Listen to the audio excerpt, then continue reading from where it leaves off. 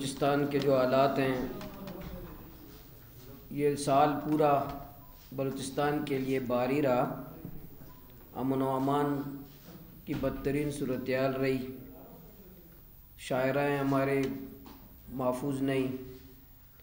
خود حکومتی رپورٹس کے مطابق جنوری سے لے کر ابھی مارچ شروع ہے، لوگوں نے لاپتہ افراد کے لواحقین نے 76 دفعہ شاہراہیں بند کی ہیں، اور باقی جو شاہراہیں بلاک کر کے بسوں سے لوگوں کو اتار کر کے مارنا، مزدوروں کو مارنا، تھریٹس، حکومت کی طرف سے خود اعلان کہ عوام احتیاط کریں، مسافر احتیاط کریں، سفر سے گریز کریں، یہ حالات رہے۔ انہی دوران حکومت بلوچستان نے ان کیمرہ سیشن کا بھی اہتمام کیا، بلوچستان کے حالات پر پارلیمنٹ کو بریف کیا، ہم سب کو بتایا کہ آج بلوچستان کے حالات کیسے ہیں، کیا چیلنجز ہیں اور کیا صورتحال ہے۔ ہم سب کو انہوں نے بریف کیا، انہیں اپنے تجاویز پیش کی۔ ہم نے اسمبلی کے اندر فلور پر بھی اور ان کیمرہ سیشن میں بھی حکومت کے سامنے اپنے تجاویز پیش کیے کہ بلوچستان آج اس حالت تک کیوں پہنچا ہے اور اس کا حل کیا ہے، کس طرح موجودہ بلوچستان کے حالات کو ہم بہتر بنا سکتے ہیں۔ یہ 20 تجاویز ہیں جو میں نے ان کیمرہ سیشن میں حکومت کے سامنے پیش کیے کہ اگر آپ بلوچستان کے حالات کو بہتر بنانا چاہتے ہو، بلوچستان کو پرامن بنانا چاہتے ہو، بلوچستان میں ایک سیاسی ماحول بنانا چاہتے ہو، تو یہ ہماری تجاویز ہیں۔ آپ ان تجاویز پہ غور کریں، عمل کریں۔ اگر کوئی غلط ہے، اس سے بلوچستان کے حالات خراب ہو سکتے ہیں، اس پہ ٹھیک ہے عمل نہ کریں، لیکن اگر بلوچستان کے عوام کے مفاد میں ہیں، صوبے کے مفاد میں ہیں، تو اگر بلوچستان کو آپ امن دینا چاہتے ہیں تو ان پہ عمل درآمد کریں۔ میں آج اس لیے آپ کے سامنے انہی تجاویز کو جو میں نے ان کیمرہ بریفنگ میں حکومت کے سامنے پیش کی ہے کہ بلوچستان کے حالات کو کیسے بہتر بنایا جا سکتا ہے، وہ آپ کے سامنے میں میڈیا کے سامنے، جماعت اسلامی کی طرف سے پورے بلوچستان کے عوام کے سامنے اور حکومت کے سامنے میں پیش کرتا ہوں۔ پہلا یہ کہ بلوچستان کے جو موجودہ حالات پر حکومت، اور یہ بھی میں وضاحت کروں کہ ان تمام حالات کے باوجود عوام پریشان ہے، صحافی پریشان ہے، سیاسی جماعتیں پریشان ہیں، سب پریشان ہیں، کوئی حتیٰ کہ ہمارے وزراء محفوظ نہیں ہیں، ان سے اسلحہ چھین لیا جاتا ہے۔ لیکن اصل پریشانی، اس سے بڑھ کر جو پریشانی ہے وہ غیر سنجیدگی ہے۔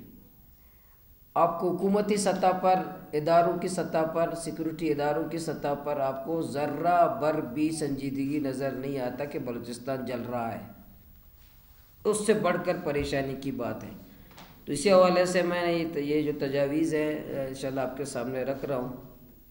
کہ بلوچستان کے موجودہ حالات پر حکومت ہنگامی بنیاد پر صوبے کی سیاسی قیادت، پارلیمنٹیرین، قبائلی زعماء کے ساتھ مشاورت کے بعد متفقہ لائحہ عمل بنائے۔ ریاست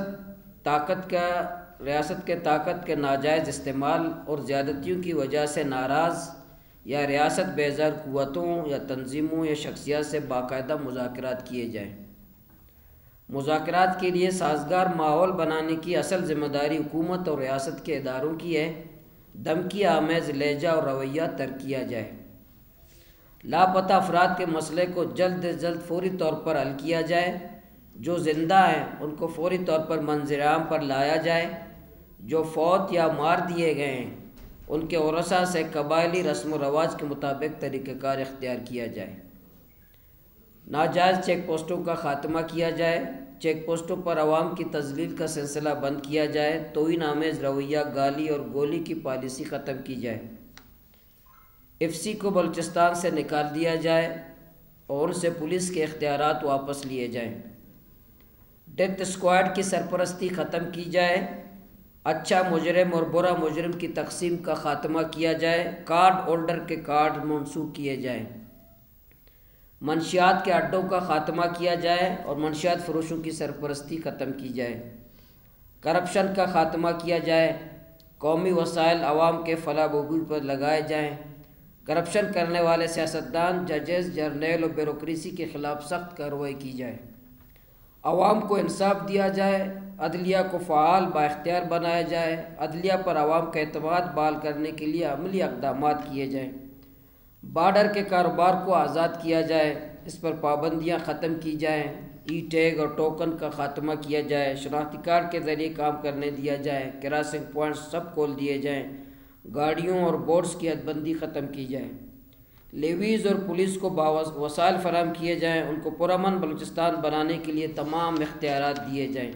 اور ان کی تنخواہیں پنجاب پولیس کی برابر کی جائیں، ملازمتوں میں بندربانٹ، اقربا پروری اور خرید و فروخت کا سلسلہ ختم کیا جائے اور تمام ملازمتیں میرٹ پر دیے جائیں، بلوچستان کے نوجوانوں کو خود کفیل بنانے کے لیے روزگار اسکیم شروع کی جائے، ان کو بلا سود قرضے دیے جائیں، پاک چائنا اقتصادی راہداری کے تحت اسلام آباد سے براستہ ڈیرہ اسماعیل خان، یوب، کوئٹہ، کوئٹہ سے گوادر، کوئٹہ سے کراچی، کوئٹہ سے چمن، کوئٹہ سے سکر موٹر وے کی تعمیر کا آغاز کیا جائے، بلوچستان میں گزشتہ کئی سالوں سے جنگ کے دوران مارے جانے والے نوجوانوں کے خون بہا کے تعین کے لیے عوامی اور قبائلی نمائندوں پر مشتمل کمیشن بنایا جائے، ان کے نقصانات کا ازالہ کیا جائے، بلوچستان کے پارلیمنٹ کو آزادانہ کام کرنے دیا جائے، عوام کے ووٹ کو عزت دیا جائے، سیاسی کارکنوں کو ان کا جائز مقام دیا جائے،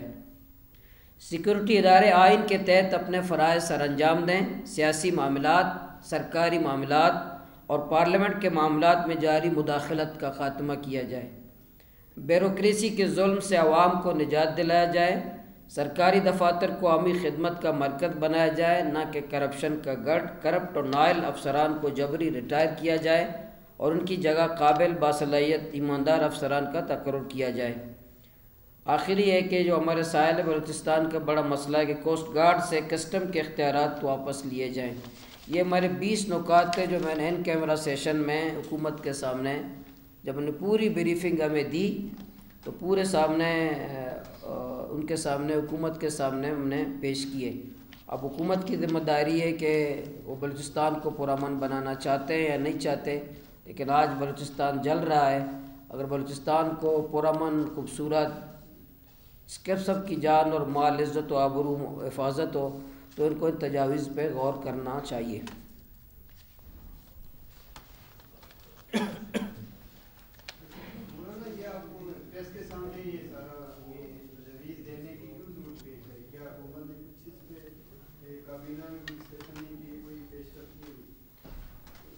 اسی لیے بالکل صحیح کہا میں نے، جو اپنی گفتگو میں بھی کہا کہ سنجیدگی تو نظر نہیں آ رہی، صحافیوں کو بھی، آپ کو بھی پتہ ہے،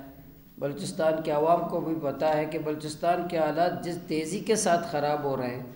تو آپ کو حکومتی سطح پر، حکومتی حلقوں یا اداروں کی سطح پر کوئی سنجیدگی تو کسی کو نظر نہیں آ رہی ہے کہ وہ سنجیدہ ہیں۔ تو اس لیے ہمیں میڈیا کے سامنے کم سے کم اپنا فرض تو ادا کریں کہ ہم نے حکومت کو کیا تجاویز دی ہیں۔ تو اس لیے ہم تو حکومت نے جو ہمیں بتائیں وہ ہمارے پاس امانت ہیں، اس لیے تو ان کیمرہ سیشن انہوں نے کی ہے، وہ تو امانت ہے، ہم پارلیمنٹیرین ہیں، لیکن اپنے بلوچستان کے عوام کے مفاد میں اپنے جو تجویز دی ہیں وہ تو ایک امانت نہیں ہے، وہ قوم کی امانت ہے، اس لیے ہم قوم کے سامنے رکھ رہے ہیں۔ مطمئن نہیں تھے، اس لیے انہوں نے جو پیش کی اسباب پیش نہیں کیے تھے، تو اس لیے ہم نے سوال کیا کہ یہ آپ نے کہہ رہے ہیں کہ بلوچستان ایسا ہے، ایسا ہے، ایسا ہے، تو کوئی فرد بیمار ہوتا ہے، کوئی معاشرہ بیمار ہوتا ہے، کوئی قوم بیمار ہوتی ہے تو اس کے کچھ اسباب ہوتے ہیں، الٹرا ساؤنڈ ہوتا ہے، ٹیسٹ ہوتے ہیں، تو اس کا جائزہ ہوتا ہے کہ ایسا کیوں ہے، اسباب کیا ہیں، وجوہات کیا ہیں، ایسا کیوں ہو رہا ہے، تو آپ اسباب پہ بات کریں۔ میں نے خود بات کی کہ ہمیں تو بریفنگ دینا ہے، ہم ان کیمرہ سیشن ہے، تو اب کل کی حکومت بھی بات کرے کہ ایسا کیوں ہوا، کیا قیامت آ گئی کہ آج حالات اس نیج پہ پہنچے، تو اس لیے وہاں اسباب اور اس پہ بات نہیں ہوئی، تو ہم نے کہا کہ بھی اسباب اور رجوعات کو جب تک آپ خاتمہ نہیں کریں گے، حقائق پر بات نہیں کریں گے تو حالات خراب ہوتے رہیں گے۔ بہت شکریہ.